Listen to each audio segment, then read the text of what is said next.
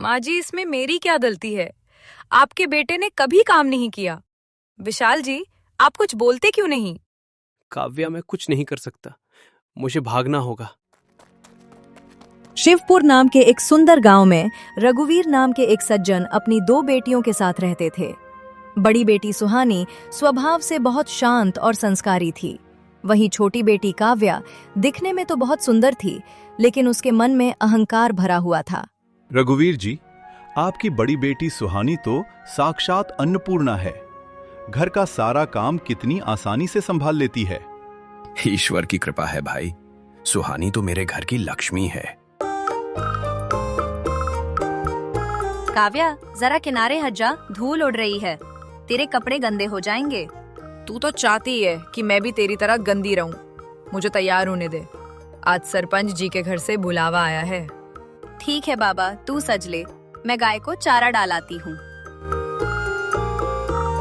पता नहीं सब इस साधारण सी सुहानी में क्या देखते हैं। दिन भर मिट्टी और गोबर में हाथ सनते हैं इसके।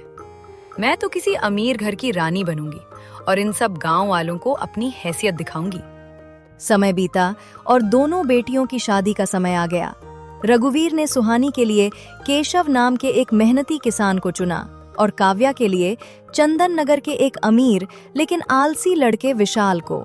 सुहानी बेटी, केशव के पास खेत तो छोटा है, लेकिन लड़का बहुत मेहनती और नेक दिल है। और काव्या, विशाल के पास दौलत की कोई कमी नहीं है। तुम दोनों खुश रहना।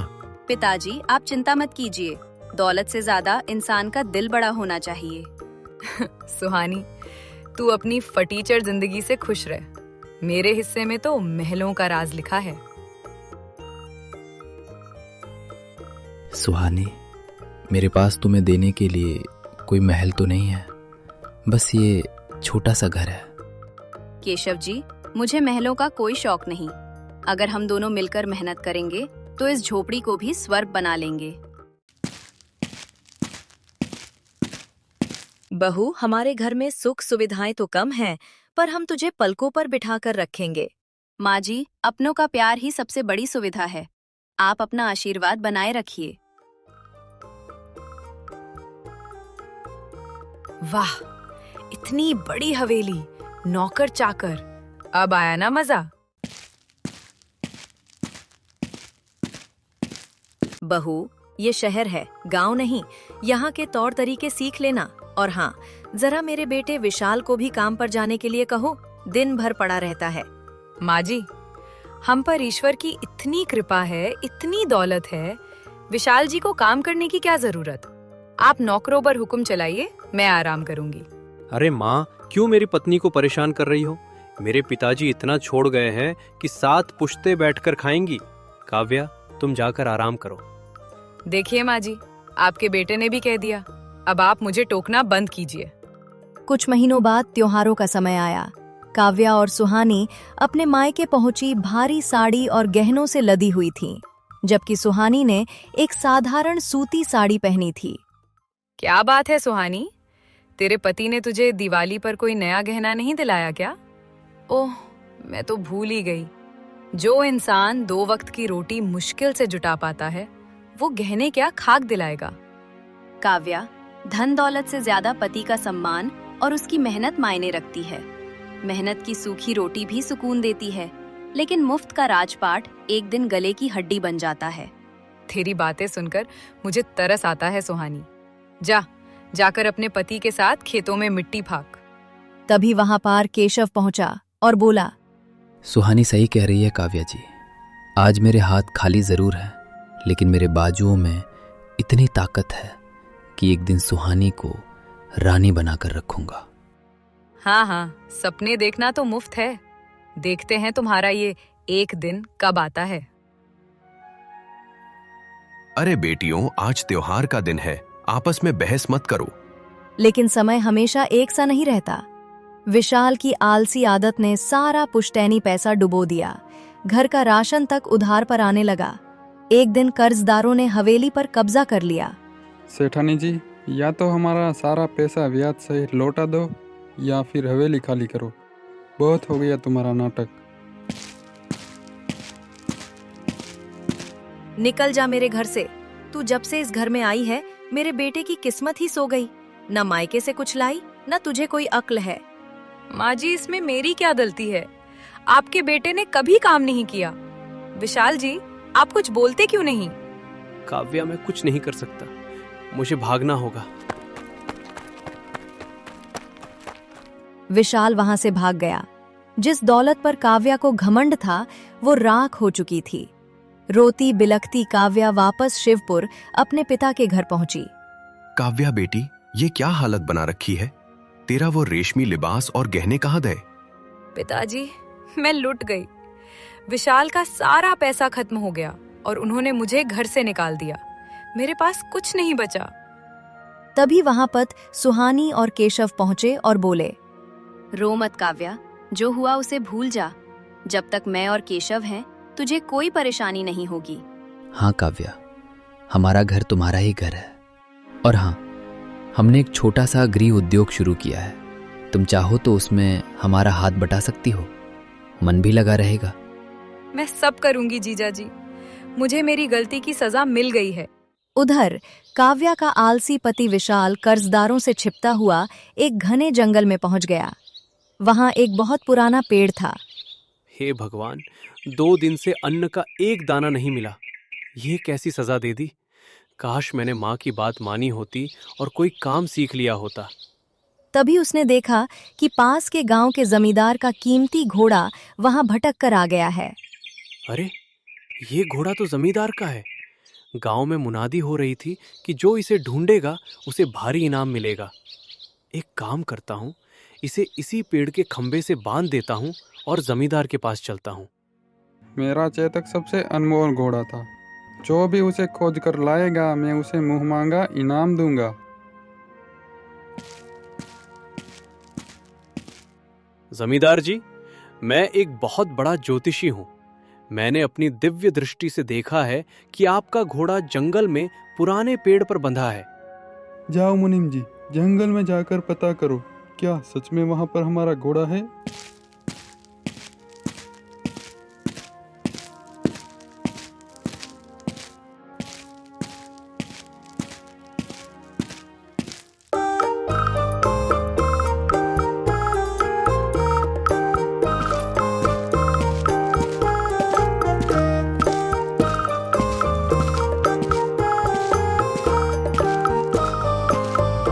हुजूर, घोड़ा वही पेड़ के पास मिल गया।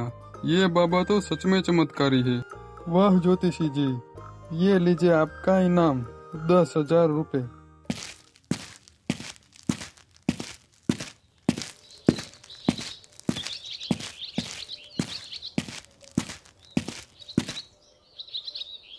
कौन है बे तू, और इस वक्त को जंगल में क्या कर रहा है?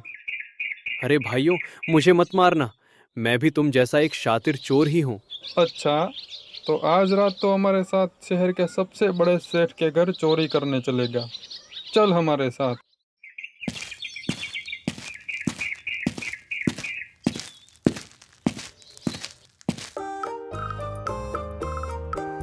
अगर मैं इनके साथ पकड़ा गया तो मेरी उम्र भर की जेल हो जाएगी। मुझे कुछ करना होगा।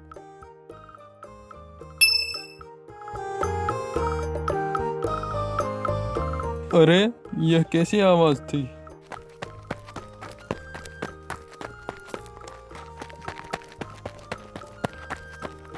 खबरदार, कोई अपनी जगह से नहीं हिलेगा। सबने तुम्हें घेर लिया है। क्यों बे, तूने कलश क्यों गिराया? भाई साहब, मैं कोई चोर नहीं, मैं तो एक सीधा साधा इंसान हूँ। मैंने तो इन डाकुओं को पकड़वाने के लिए ही चतुराई से कलश गिराया था। अरे, ये तो धोखेबाज निकला। अरे, मैं तो अपनी जान बचाने के लिए झूठ बोल रहा था।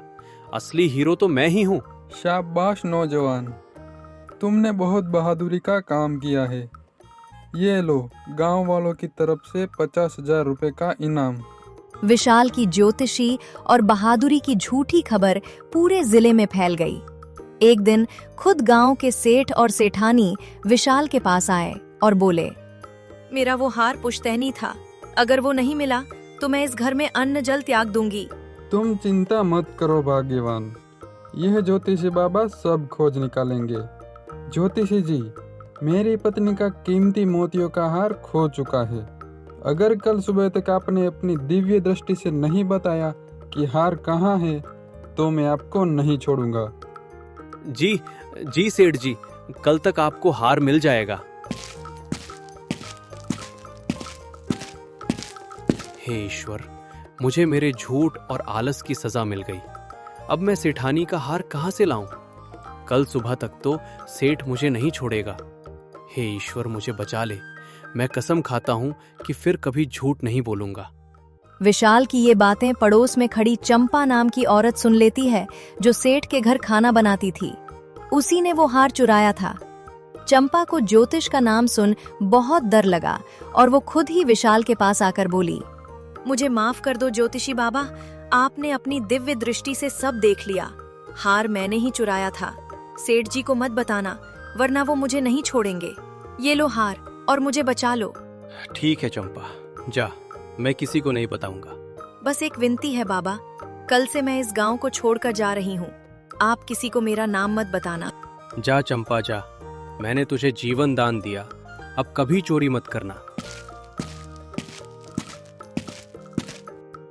अगले दिन विशाल ने वो हार ले जाकर सेठानी को दे दिया। सेठ ने खुश होकर विशाल को 1 लाख रुपए का भारी इनाम दिया। विशाल के पास अब बहुत पैसा था, लेकिन उसे समझ आ गया था कि झूठ की जिंदगी किसी भी दिन उसे दगा दे सकती है। उसे अपनी पत्नी काव्या की याद आई। वो उसे ढूंढता हुआ शिवपुर पहुंचा। उसने देखा कि सुहानी काव्य गृह उद्योग के नाम का एक बोर्ड है। सुहानी काव्या गृह उद्योग? क्या काव्या सच में यहाँ काम करती है? वो सीधा गृह उद्योग के अंदर गया। काव्या, तुम इतना बड़ा गृह उद्योग चला रही हो? हाँ विशाल, सुहानी और जीजा जी ने मुझे मेहनत का सही मतलब सिखा दिया है। तभी वहां पर केशव आया और बोला, अरे विशाल बाबू, आप यहाँ? रास्ता कैसे भूल गए? केशव जी, मुझे ताने मत मारिए, मैं बहुत ठोकरें खाकर यहाँ तक पहुँचा हूँ। काव्या, मुझे माफ कर दो। देखो, मेरे पास 1 लाख रुपए हैं। अब हम फिर से आराम से रहेंगे। मेरे साथ वापस चलो। विशाल, एक समय था जब मुझे तुम्हारी इस मुफ्त की दौलत पर घमंड था, लेकिन जब बुरा वक्त आया तो ना तुम्हारी दौलत काम आई और ना तुम। मुझे सुहानी ने सिखाया है कि असली दौलत इंसान की मेहनत होती है। अगर तुम मेरे साथ रहना चाहते हो तो इन बेईमानी के पैसों को छोड़कर हमारे साथ मिट्टी में पसीना बहाना होगा, वरना तुम यहाँ से जा सकते हो। तुम सही कह रही हो काव्या, मैंने बहुत झूठ की जिंदगी जी ली। अब मैं कोई ज्योतिषी नहीं, सिर्फ एक मेहनती इंसान बनना चाहता हूँ। मुझे भी अपने साथ काम पर रख लो। जब जागो तभी सवेरा विशाल जी। इंसान गलतियों से ही सीखता है। अगर आपकी नीयत सच में साफ है तो इस परिवार में आपका स्वागत है। आज मुझे अपनी दोनों बेटियों पर गर्व है। विशाल ने अपनी इनाम की सारी रकम केशव और सुहानी के व्यापार में लगा दी। उसने अपना सारा अहंकार और आलस छोड़ दिया और एक आम मजदूर की तरह काम सीखना शुरू कर दिया। सुहानी की अच्छाई ने काव्या और विशाल दोनों का जीवन हमेशा के लिए बदल दिया। तो दोस्तों, देखा आपने, इंसान की पहचान उसके पैसों से नहीं बल्कि उसकी मेहनत और ईमानदारी से होती है। आलस और अहंकार इंसान को हमेशा नीचे गिराते हैं,